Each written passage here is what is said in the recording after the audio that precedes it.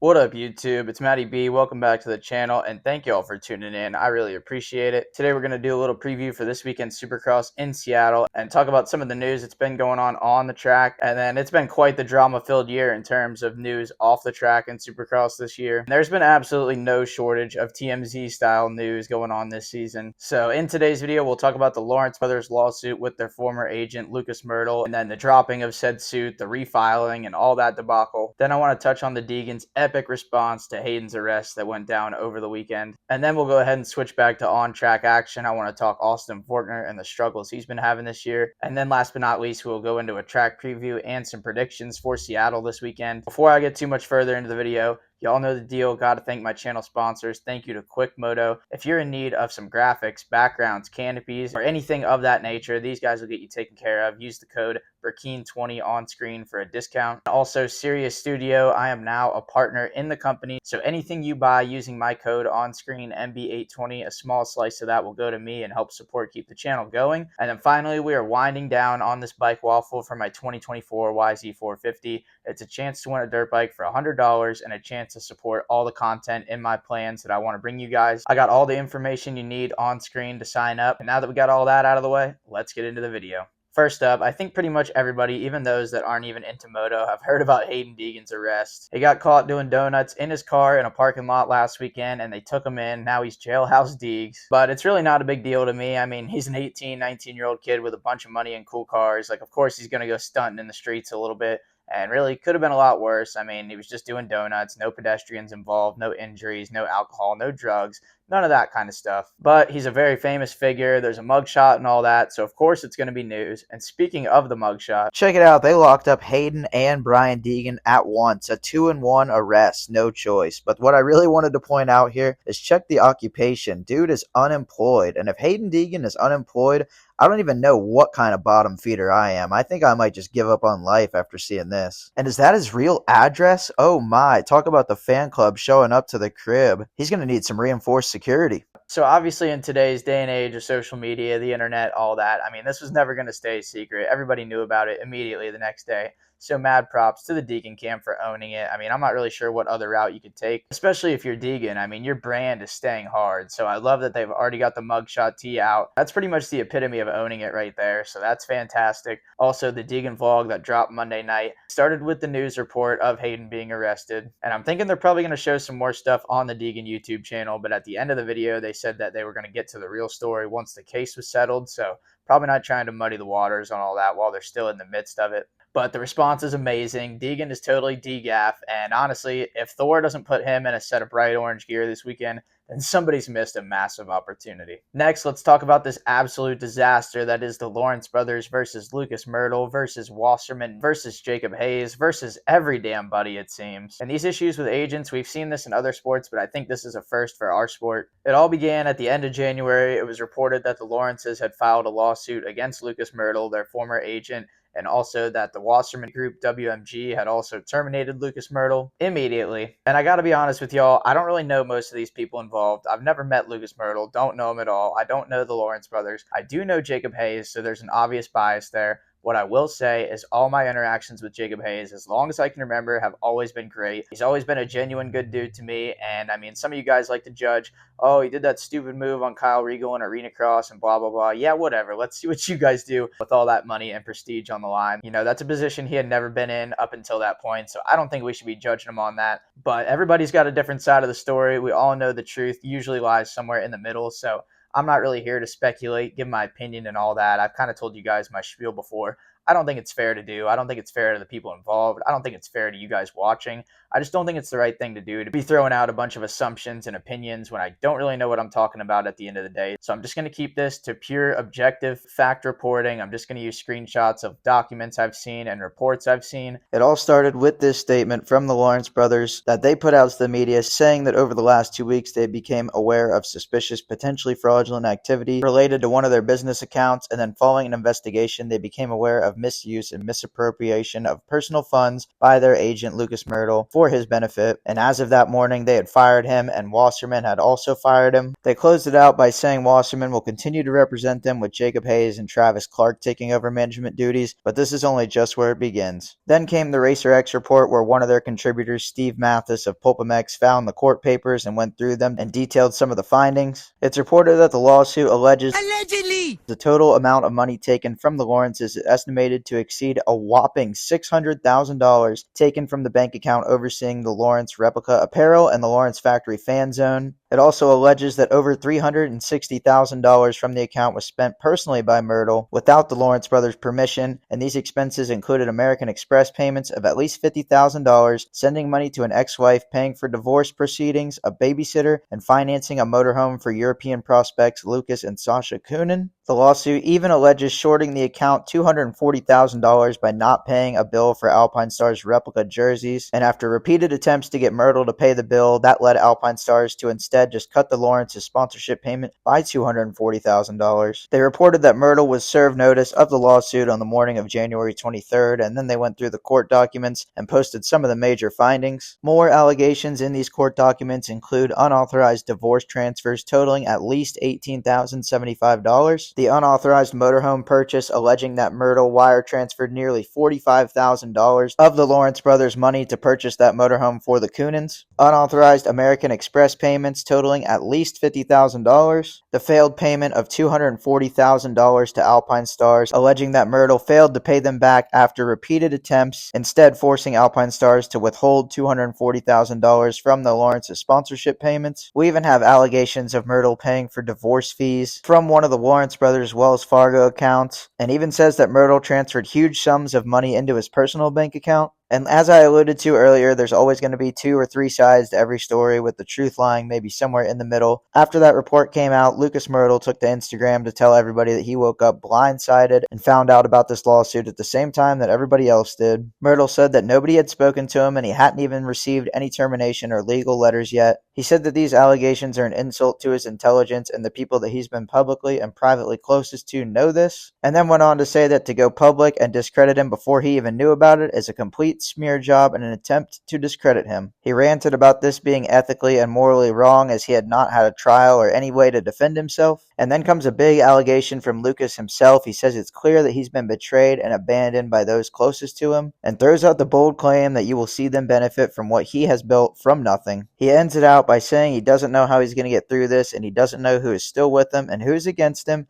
and that he hopes this situation never happens to any of us, and I think I'm safe. I'm not managing any accounts. And then here's one more post from Myrtle that paints a little bit of a picture of the betrayal that he was talking about, and he mentions by name Aiden, Trav, and Jacob with the snake emoji. I'm not sure who Aiden is, but he's talking about Travis Clark and Jacob Hayes, and I believe they both worked underneath Lucas Myrtle for Wasserman, so it seems like Lucas thinks they may have set him up or done something dirty to put him in this position. Things got pretty quiet regarding all this for about a month or so, and then last week popped up this voluntary dismissal without prejudice of the case between the Lawrence brothers and Lucas Myrtle, and I saw a lot of people immediately jump to the conclusion saying that the case got dismissed, everything's over, everything's good, but that's actually not the case. The dismissal without prejudice just means that the case is able to be refiled. And then Jacob Hayes finally joins the conversation, defending himself and claiming that Lucas Myrtle is using Chris Cooksey to peddle his lies, and that the court case was dismissed in federal court because both of the parties are non-U.S. citizens. It was immediately refiled in the Florida State Court, and Lucas Myrtle has been officially served the papers to appear in Florida State Court. And I said I was going to withhold judgment, but one thing I have to say is I feel like somebody needs better lawyers. This seems like a bit of a rookie move. But that's not all. Y'all know Lucas Myrtle had to fire back at Jacob Hayes, saying nothing like going on record and proving that you have zero credibility, denying Jacob's claims about why the lawsuit was refiled. Lucas is still alleging that this is blatant, unprecedented deformation, I think he meant defamation, of his character by leaking this news to the media before he was even notified. And lastly stated that he still never wavered in his innocence, even after being blindsided by his closest friends. And I think that's once again implying deception from Jacob Hayes and Travis Clark.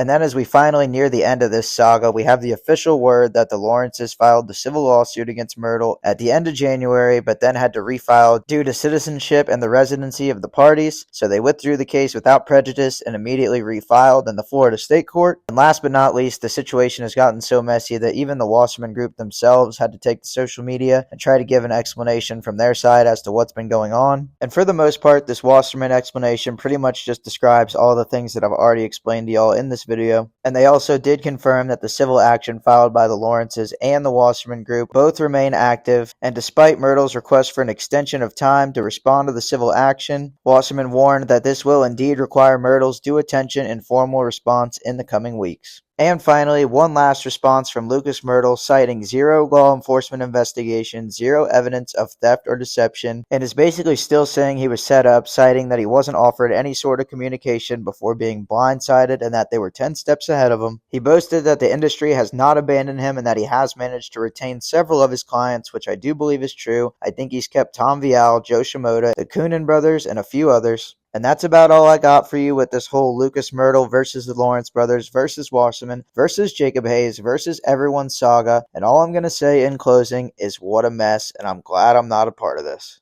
Now back to some on-track action, and this next topic I think is something that we've all been wondering about all season, and that is, what the heck is going on with Austin Forkner? We all know the dude's had a storied past of insane speed and flashes of brilliance, but he's also had the tendency to have some untimely and brutal injuries. And I mean, the dude had brain surgery last year. His brain was literally on the table, and now he's using that brain to step on and off tables, without choice, of course. But this year, we haven't really seen any of those vintage Forkner flashes like we have seen in years past. We did have a good qualifying in Indy for the East-West Showdown, but other than that, it's been very rough for him, and I think we've all been wondering, is it the Triumph? Is it the brain surgery? Is he just tired of getting hurt? I don't think any of us have had a clue of what's going on. It's just been mostly speculation. But lucky for us, Lewis Phillips from Vital MX did an awesome post-race interview with Austin following the Birmingham Triple Crown. And he really opened up about some of the issues he's having and the mindset that he's been in during this season. So I just want to run through some of the bullet points in the interview and try to explain to you guys how me and my lower level of racing can kind of relate to even what Austin's talking about regarding the highest level of racing. To start off, he said he's thinking too much. He says he wishes he could just turn his brain off and ride. And I have to say, I relate because I've recently had the same issue, and I think it might have something to do with head injuries because after I had a couple of good hits to the dome in a row, I feel like there was a switch in my brain that I just couldn't turn off that I used to be able to turn off and just send it. So, I mean, brain was on the table, so maybe there's some of that going on. Motocross and supercross are the kind of sports where you need to go off reactions. You can't just sit there and think out a game plan because things happen way too fast for you to try to follow that step by step. He did admit that his bike could be better, but he also followed that up by saying he could be better as well. And he kind of described being stuck in his comfort zone and just not wanting to leave, which, in a way, he said it's working because he's still in it. He's still showing up at the races and he's not hurt yet. But it's definitely not working in terms of results. He says he feels good at the practice track, but he's been really struggling to translate that to the races, and he's been riding around in positions that he's not used to. Usually he's up at least in the top 3, and he's been back in the 8 to 12 range a lot this year, so he says he's been riding extra tight because he's around guys he's not used to being around. Those guys have different tendencies than those guys up front, so he's been finding himself looking over his shoulder and just riding super nervous. I mean, you just can't trust the guys in the back like you can the front. I mean, look at me. I hit a wall, and guess where I ride? In the back. And then lastly, Lewis actually brought up the point that Forkner may be subconsciously held back on the starts because of a lack of confidence, and Austin actually agreed with that, which I can relate also because my starting ability's been the same forever, and my start performance always goes up and down kind of based on how I'm feeling. And he also talked about just plain confidence issues. People are telling him, just be confident, you're Austin Forkner, but recency bias comes into play big time when it comes to confidence. No matter what you've done in the past, if you've been struggling recently, it's really hard to keep that out of your mind. So Austin really harped on the fact that you have to build confidence. You can't just get it overnight. You got to get it step by step. So he's working on it and he's staying in it. So I'm honestly just very glad to see that he's not hurt again because that's a trend that I don't think any of us want to see continue.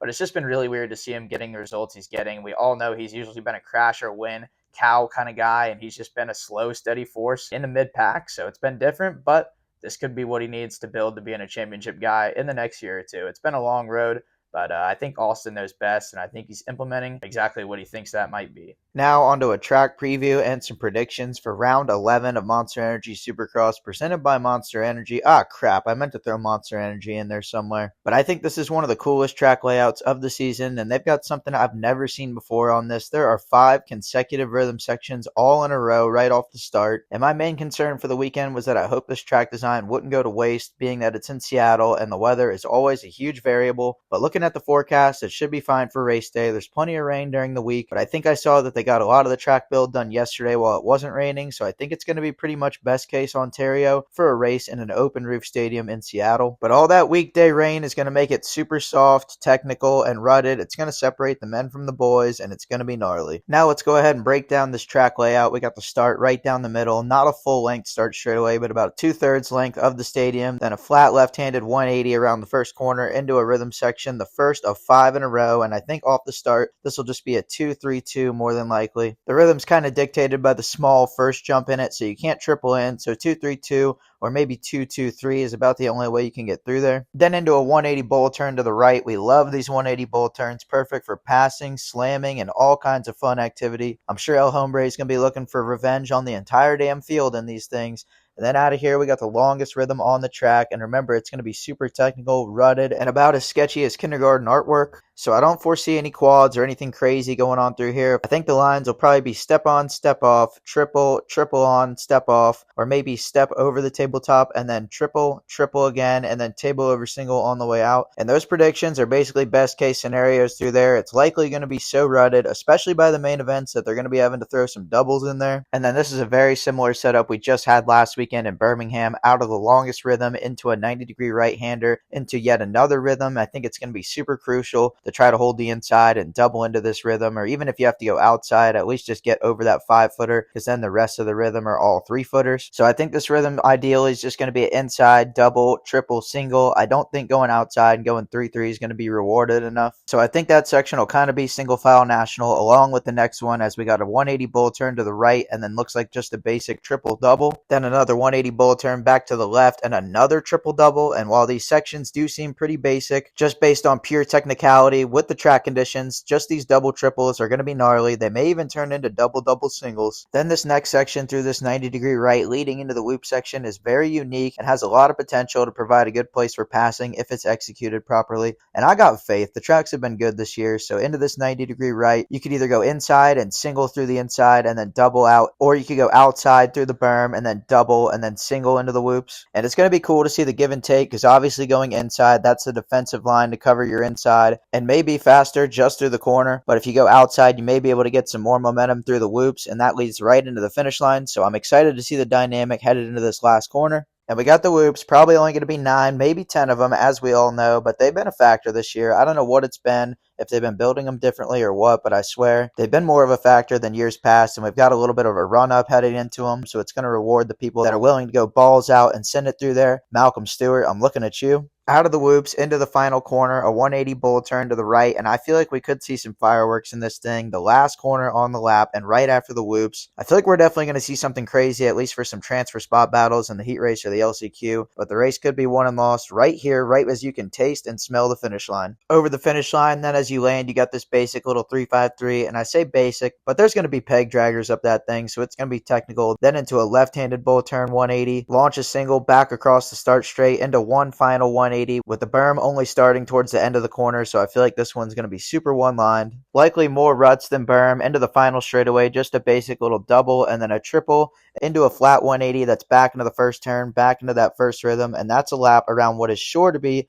the treacherous course of Seattle. And my main takeaway is that it is an insanely busy track for the conditions that I'm sure we're going to have, but I don't got to race it, so let's get it on. I love it. Now onto the prediction portion of this video, and I'm going to go out on some limbs this weekend. No damn choice. We're going to start with the 250 class, and for the win, I'm picking the Kiwi. I'm going Cole Davies. He was unbelievably impressive in Indianapolis, and we all know how rutted it was there, so I feel like the conditions could be similar. If he just puts it all together, I think Cole Davies is going to be the man for the weekend. Then in second, I'm going Jailhouse Deegs. He'll definitely be good, but I think we're starting to get into championship protection mode. It's starting to get towards that time of the season, and I just think Cole might have his number in these conditions and on this weekend. And then in the third spot, with the return, I'm going to go Jordan Smith. We got robbed of seeing him in the Triumph go down to the wire with Deegan for this championship, but I don't think that injury took too much out of him, so I think he'll land himself back on the box. Had to leave off 2 Jews. Sorry, brother. I don't think the torn labia is going to be good in these rutted and sticky conditions. And plus, he's a West Coast guy, but I've still been more than impressed with Juju all season, and just the fact that he's still out there gritting it out through injury is super commendable. Then onto the 450s with the win. It's time, baby. I'm going with AP, Aaron Plessinger. The Cowboy is about to channel his energy in CC through the rutted mess that is going to be Seattle this weekend, and AP is going to be on top. You heard it here first. Then in second, Cooper Webb. He's going to be turning down low. He loves these ruts, and these conditions are what he thrives in, but I don't think it's going to be quite enough to take down the Cowboy.